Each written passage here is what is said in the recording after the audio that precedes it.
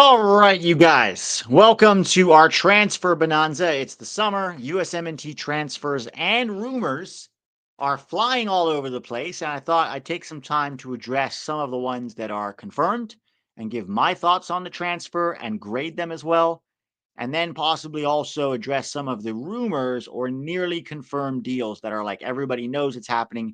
It hasn't just been confirmed yet. Now, it's not comprehensive. There are a few rumors that I'm not going to address yet, mostly when players are being linked with multiple clubs, right? So, for example, Josh Sargent is not in this particular stream because right now he's being, linked with Red Bull Salzburg, Wolfsburg, Leeds, and Burnley. So I'm not going to go through each club and see whether or not he'd be a good fit and what his competition is. It's just too much. When there's a more solid link, like it looks like it's going to happen with this club, then I'll address that in the next stream. Or if it's just a rumor and there have been no talks and no contact whatsoever, like Diego Luna, there was a rumor about him going to Celta Vigo.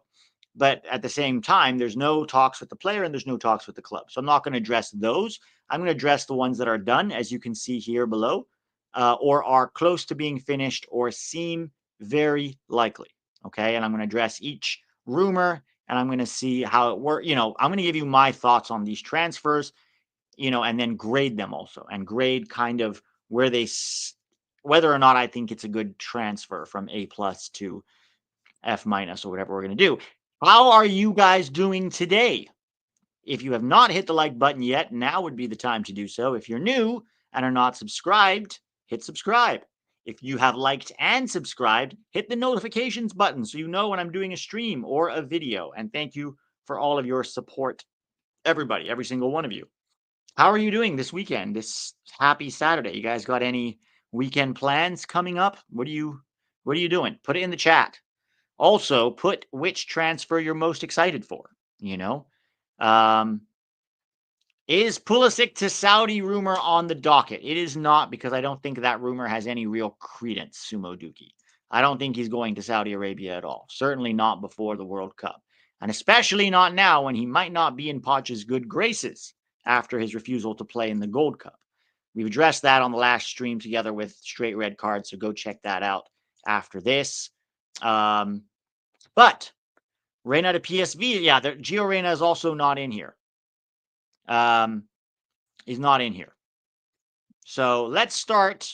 Oh, first we have a super chat from Michael. Thank you, Michael. I'm studying abroad in Milan this fall. I'm excited to see Milan and Pulisic. If the Pulisic Saudi rumors happen, I will end it all. I can tell you with 90% certainty Pulisic is not going to Saudi Arabia. I just don't think that's where he's at in his life right now, in his career.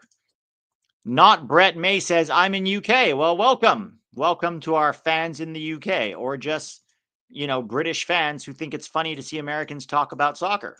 I'm not saying that's you, but there are some of y'all. Maybe you're a Derby County fan and you want to know a little bit more about Patrick Agyemang. So stick around because we will talk about him too. But spoiler alert, be prepared to be disappointed. All right, let's start with a done deal. Malik Tillman to Bayer Leverkusen. So this is done. It was actually announced today. PSV Eindhoven to Bayer Leverkusen, 32 million euros, the second ever largest transfer in USMNT history, and also the largest transfer in Bayer Leverkusen history.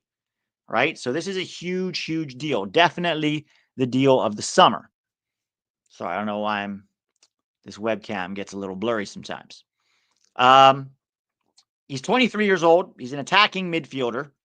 And basically, he is there to replace Florian Wirtz, as the Germans call him, who went to Liverpool. Now, this is big, big shoes to fill. Florian Wirtz, he killed it, right, for Leverkusen the last 2 seasons. Last season alone, he got 15 goals and 15 assists. That's 30 goal contributions in the Bundesliga and the Champions League combined. Now, is this a good deal? That's the question. Malik Tillman has never even gotten to 30 goal contributions in the Eredivisie, which is an easier league than the Bundesliga. So it's going to be interesting to see how he does. who is his competition for that attacking midfielder spot? Really, it's Jonas Hoffman. Now, Jonas Hoffman is, 32 years old. He's, there and he will be competing with Malik, but all the signs are that Malik Tillman is going there to be the starter. The question that we all have is it's a lot of pressure because he has very big shoes to fill. Is this going to work? My instinct is to say it's not going to work right away. Like if people are expecting, and for Leverkusen fans and USMNT fans, if anybody is expecting him to go to Leverkusen and be Florian Wirtz, I can tell you right now, that's not going to happen. It's going to be interesting now because he has to level up. And it's not like he is, he did well in the Gold Cup against the smaller teams, but it's not like he killed it against the bigger teams, right? It's going to be very interesting to see how he does because they also have Champions League, right? So there's going to be a lot of work for Malik Tillman to do. And I think his first season will be a learning season. I think there will be a big learning curve for him, but ultimately I think it will be good for his development in the long run. Overall, I think this is a good transfer. I'm giving it a B plus, and I'm projecting 10 to 15 goal contributions in his first season because I think there will be an adjustment period. That doesn't mean he's failed. He's 23, so there's going to be an adaptation period, and I'm not too worried about it. How successful he's going to be in the long term for Bayer Leverkusen is going to be very, very interesting. I think a lot of that is really up to him. Liam Davis says, I love this move. It is a place where he can succeed with pressure to perform, but not too much pressure. I think there's a lot of pressure. He's literally filling, Florian Wirtz's shoes, and that transfer fee is massive. So I actually think the pressure is going to be huge, and it's going to be difficult for him to step up at times. I think in the first season, we'll see inconsistent performances from Malik Tillman. I think sometimes he will be very good, and at other times not so much. And I'm okay with that so long as there's a growth curve, right? So long as he gets better over time. But it is a big, big risk for both Leverkusen and for Tillman himself. So I'm very, very curious to see how this works out and how he does, because it is going to be a lot. I'm telling you, it's going to be a pressure cooker environment for him, just by virtue of how much they paid for him, and also how, the guy who he's replacing, will he be in his shadow? Another done deal.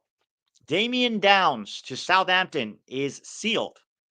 He went from FC Köln to Southampton for £7 million. Now, Damion Downs is 21 years old. He is a forward. They seem to be relying on him. And it's interesting that he chose to go to the championship instead of stay in the Bundesliga with FC Köln. Because, you'd think, well, the Bundesliga is a higher level than the championship. But, maybe he feels like he's not going to get a lot of service in the championship. In the Bundesliga, I'm sorry.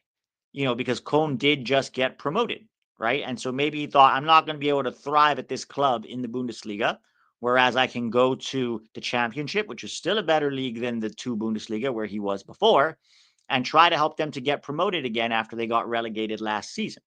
Now, the competition for his spot are going to be Adam Armstrong and Cameron Archer. I'll say this. Neither Cameron Archer nor Adam Armstrong had prolific seasons in the Premier League. So it was a completely different league, though. Completely different pressure, speed of play, quality, et cetera, et cetera. How is this going to go? He's going to have to fight for a spot. Is he there to be the number one right away? I don't know. I think they see him as having future potential, but he's not just going to walk in to Southampton and be the presumed starter. He's going to have to fight these two for a spot up top. And I'm very, very curious to see how this is going to go. I'm projecting 15 goals and assists on the season, which, the championship is 24 teams. So they end up playing 46 games a year. Is that an amazing return? No. But I don't think he's just going to walk in there and be this amazing championship striker right away. I think this is a development move for him, and I think he'll do okay. 15 goal contributions in 46 games is 1 in 3, so it's not terrible. But I also don't think it's going to be a smashing success from the get-go, and he will have competition, which is good. You want that. You want the competition. You want him to have to fight for his spot. And I'm giving this a B, because I think it's a good move, but I don't think it's the perfect move. I think he also could have stayed at Köln, but Clearly, he has a vision, and Southampton has sold him on their vision to get promoted. And how he does is going to be absolutely up to him. And how he delivers is going to be, I think it's going to be tougher than people think. The championship is still a very good league. For me, it's a top 10 league in the world. And maybe not everybody agrees with me, but I think it is. If actually break it down, they spend money, they have a lot of quality in that league. It's definitely the best second division in the world. And so it's going to be interesting to see how he adapts to the English game, which is very different than the German game, and also very different from the two Bundesliga, where you have a lot more time and space. But the championship is much more physical, and the speed of play is still very, very high, even though it's not the Premier League. So I have not seen enough of Damion Downs to give a really good prediction of how I think he's going to do. But I think the signs are promising. Southampton will play well in the championship, I believe. And I think he will benefit from the kind of service that he can get from the quality that Southampton has. They did just get demoted, and sometimes demoted teams have a little bit of a hangover, right? Or relegated, not demoted, I'm sorry. They have a little bit of like a hangover, and it'll be interesting to see how Southampton deals with that. And most importantly, how he steps up. Let's talk about nearly done, Johnny Cardoso to Athletico Madrid. Now, this is another huge transfer from Real Betis to Athletico Madrid. And I'll be honest, guys, as these rumors have flown, as the reports have come out about Johnny going to Athletico Madrid, as much as I like Johnny, my reaction has always been along the lines of, really? Like that's okay. I don't see this being a fantastic fit because I just don't know if Johnny Cardoso fits with the style of play that they have at Atletico Madrid, which is very physical, very intense, a lot of off-ball work, whereas Johnny seems to be more of an on-ball midfielder in that team, or as a player in general. But then again, how often does Diego Simeone miss? Very rarely. So if Diego Simeone and Atletico are willing to pay 30 million euros for this kid, they might see something that we do not, right? And so I'm choosing to trust them on this one, even though I am scratching my head a little bit here. Now, who's his competition in midfield? Reality is, even though Johnny's more of an 8, it looks like he's going to be there as a 6 because they just sold their 6 for 20 million euros. And it looks like Johnny is the like for like replacement. So I don't think he's going to play more as an 8. I think he's going to be more as a 6. They really don't have a pure 6 to compete with him, but they have Conor Gallagher and Pablo Rios. Both of them can kind of play the 6, although it's not really, right? They're both kind of more 8s. And it'll be interesting to see what system, Diego Simeone uses. Sometimes he uses 3-5-2. Sometimes he uses 4-4-2. Is Johnny going to be okay in a two-man midfield? That's what I think is going to be very interesting to watch. This projection is off. That's a mistake. He's not going to get 15 goals and assists. He's a, defensive midfielder. I think he's going to be a rotational starter for this team. I think he will start off as the starter. And I think it'll be interesting to see, does he keep that spot under pressure? Because there will be a lot of pressure to perform. This is Atletico Madrid. They're a top 3 team in La Liga. They're also going to have Champions League. There is going to be a lot of minutes available to him, but I don't think he's going to be a locked-in starter all season. I think Johnny at 23 is still developing. And I think this is a new level and a different kind of pressure and a different style of play. And I have my reservations about it. I don't want to, fanboy this out, but it's sink or swim, right? It's sink or swim. He's going to be there. And how he manages to fit in a very intense Diego Simeone pressure cooker will tell us a lot about who he is. Yes, thank you, Sumo Duki. It's Pablo Barrios, not Pablo Rios. Thank you for correcting me there. So I'm giving this a B, mostly because I'm choosing to trust Simeone on this. If it wasn't Simeone, I'd probably give this a C or even a C minus. But we'll see. Johnny may surprise us all. He surprised us with how quickly he adapted to Real Betis. So he may surprise us all. The big thing is that hopefully we can get these kind of performances that he's been showing in La Liga for the U.S. men's national team at some point. Because that's really, the big question mark hanging over Johnny as we go into the World Cup. And I think his Champions League performances will tell us a lot as well. All right, let's talk about if McKennie isn't selected, who's our best 8? That's a great, great question. Raum, that's a mistake. He's not getting 15 goals and assists. That's just the template from the previous slide that I forgot to delete. That's a good question. I mean, if you say Malik Tillman's probably our 10 and Adams is probably our 6, on pure quality alone, the best 8 is probably Johnny Cardoso. Certainly for club, he's been better than McKennie. The problem is that he hasn't really played well for the US. So if it's not Johnny, then is it McKennie? And if not McKennie, then who is it? Musa? I don't think it's Musa.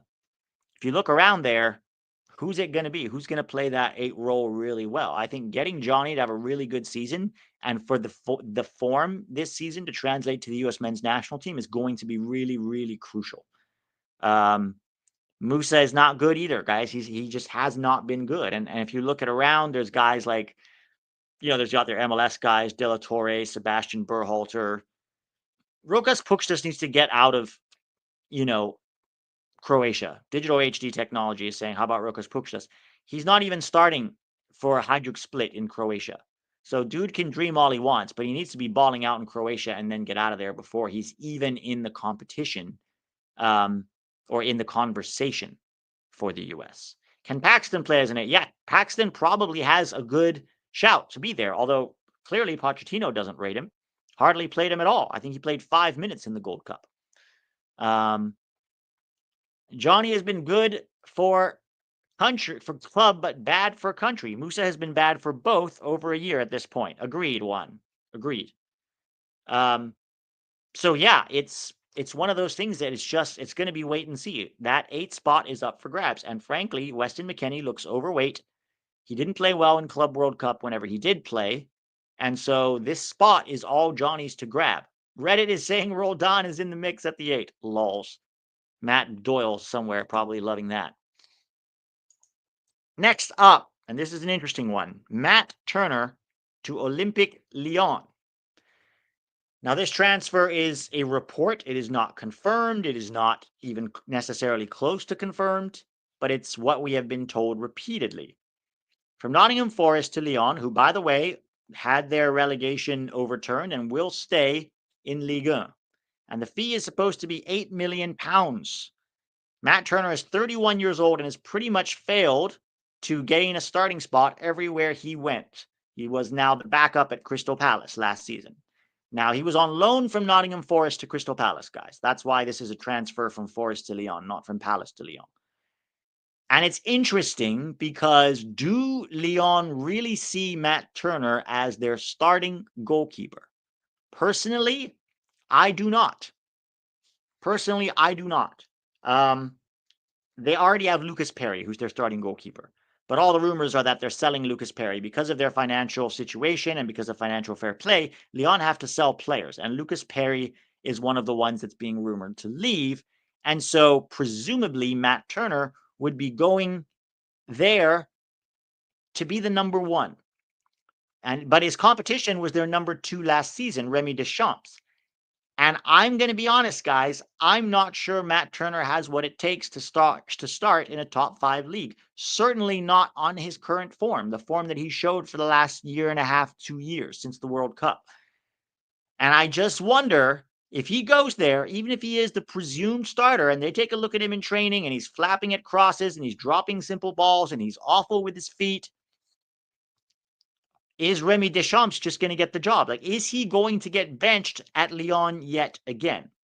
If I was Matt Turner, looking at that World Cup and looking at Matt Fries's competition, I would be trying to go somewhere where I would be confident in playing at that level and playing regularly and just getting minutes in order to rebuild my form and rebuild my confidence, which has taken a major, major hit over the last 2 years. And I don't know that Lyon, which is a pressure cooker environment, is the right place for him to do that. I thought maybe the Championship or even MLS, just to kind of recover his basic form. We know Matt Turner is not an exemplary goalkeeper, but can he at least be reliable again like he was for us, during the World Cup? That is the big question. And right now, he just isn't. So how does going to Lyon necessarily help that? This guy is betting on himself, and I get it on the one hand. And look, if he shuts me up and goes there and balls out for Lyon, nobody will be happier than me because he's got that World Cup incentive to do that. I just have not seen anything from Matt Turner in the last 2 years that tells me this is a top 5 league goalkeeper. And so I am very concerned about this move. And I think my projection is that sooner rather than later, even if he goes there as a presumed starter, he will eventually make some bad mistakes, have poor form, be benched, and Remy Deschamps will become their number one. That is my best guess. Of course, I'm betting against my fanhood here because I really hope he does well. Like, really, I do. I want Matt Turner to do well. Our goalkeeping situation is in shambles, and I want him to have a good season so that we can have at least one really good or reliable goalkeeper going into the World Cup, because I don't think Matt Friese is reliable either, you know? But it is what it is. We'll see how Matt Turner does. We'll see if this even happens. Right now, it's not confirmed. It's still just a report. So that's going to be interesting to see what happens with Matt Turner. While we're looking at the USMNT goalkeeper situation, I'm very excited about Chris Brady's continued progress. He's been very, very good for the Chicago Fire this season. He's still just 21 years old. And the way that Chicago is playing under Greg Berhalter is they're playing out of the back, which means he's getting a lot of reps with his feet and continuing to develop with his feet. And 21 is still very, very young, but he's always been a very good shot stopper. That was what Chris Brady brought to the table for Chicago. His problem was because he was young, decision-making was sometimes poor, and unforced errors were frequent, and then he doesn't have a ton of quality with his feet. And I don't think he'll ever be an Ederson with his feet, ever, right? You have to develop that at a very young age. But can he develop enough with his feet in the next year or two that at least he's reliable with his feet, and maybe he isn't going to ping passes with one touch passing all over the field, but you feel fairly confident that even under medium pressure, he can play out of the back, no problem. But I'd say keep an eye on Chris Brady because he is still just 21, and every season at Chicago Fire, he's gotten better. He's gotten better every single season. I think he actually benefits in some ways from playing with a shitty team because it gives him a lot of work to do. Like anybody who watched the Open Cup game against Minnesota United, he had some fantastic fingertip saves, reaction saves, palming balls away with one hand that should have been goals, 1v1 saves. He makes himself very big. What I do also like about him is he kind of seems to have that dog in him. He doesn't show up, and like some goalkeepers, I'll be honest, when I look at Matt Turner's body language, he seems soft to me. He just does. Chris Brady doesn't seem soft to me. He seems like he's got swagger, like he's got confidence, like he believes in himself. And I think that is a very, very important thing that Chris Brady has. And I'm curious to see what he does with it going forward. Misael, the drummer. Love to see you here as always.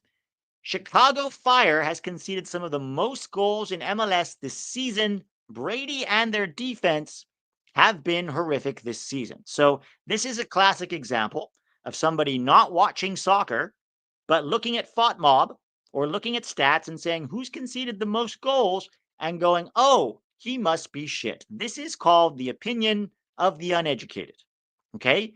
Anybody who has actually watched the Chicago Fire this season, Mr. Drummer, has known that actually Chris Brady has been very, very, very good. Not perfect, but very good.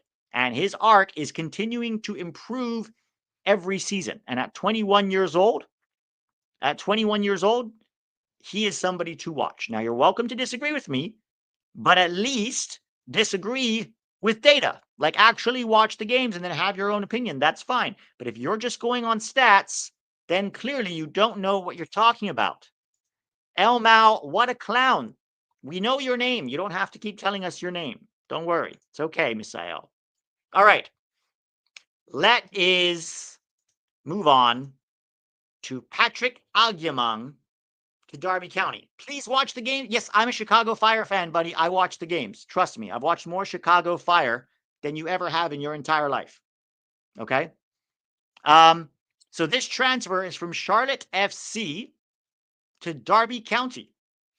Now, this is a very talked about transfer this season. It's an $8 million transfer fee. He is 24 years old, almost 25. Obviously, we know him as a forward. And this is a very, very baffling transfer. Derby County were, nearly relegated. They barely survived relegation last season, and they really didn't have a good striker. Caden Jackson and Carlton Morris, both of them were under 10 goal contributions on the whole season. But for whatever reason, they decided the solution was to bring in Patrick Agyemang. Patrick Agyemang was not even good in the Gold Cup. And the Gold Cup was full of minnows from Central America, and he didn't even manage to look good against them. So I don't know what Derby County are thinking, but I do know this. Some championship teams kind of get obsessed with size and strength, because if they're going to play very direct, they feel like having a big man up top is going to get the job done for them. And they don't necessarily mean or don't necessarily need a ton of technical ability. Now, this did work. This did work with Daryl DK. Now, Daryl DK was not a technical player by any means, okay? But they used him as a battering ram. And as a battering ram goes, Daryl DK is just fine. He stays on his feet. He makes life difficult for defenders. He holds players off. This is absolutely something that worked for Barnsley. Now, would it have worked at West Brom? It's hard to say. Daryl DK's had multiple, injuries since then. The difference, though, between Daryl DK and Patrick Agyemang, both of whom are technical players, right, is that Daryl DK is actually a battering ram. Agyemang looks like a battering ram, but he's not one. He doesn't even stay on his feet. He falls down every time he gets hit by a ray of sunlight. And I think Derby County is about to discover that just because you are tall and big doesn't mean that you are necessarily a battering ram. And by the way, for being as tall and as physical as he is, he's not exactly good with his head either. We've seen this, right? How many goals does he score with his head? Very, very few. And for someone of his height, he should be excellent with his head. He's not really good at anything. From time to time, he can win a foul, right? That's what we've seen from him. And sure, from time to time, if you put him in front of goal, he can finish, but he's not a good finisher. The guy missed a lot more 1v1s with the keeper in the Gold Cup than goals that he actually scored. So what is he bringing to the table? Now, people might be surprised to see the B rating that I gave him. And I'll tell you why. For Derby, this is a D minus. They are spending money on a guy who is going to contribute very little. Okay. For Patrick Agyemang, who is making $104,000 a year in MLS, is now going to be making over $1 million. Okay. So that is huge for him. And this is why when people say, oh, poor Patrick Agyemang, I don't feel sorry for him. He's being paid $1 million a year now to do something he loves to do and he's not good at. Imagine how many of us in this chat would love to get paid $1 million a year to do something that we love to do, but we're not good at. Okay, so he's got a nice little setup for him there at Derby. The problem is, when it doesn't go well, inevitably, they're going to turn on him. The fans will turn on Agyemang if he doesn't deliver. And if he thinks that the USMNT Twitter criticism that he received, or that his agent got all up in his feelings about, is tough, he is in for a big surprise in England. Because believe me, nothing, absolutely nothing, is going to compare to English fans, not just the opponents, but his own fans. They'll sing about how shite he is to his face in the middle of a game, right?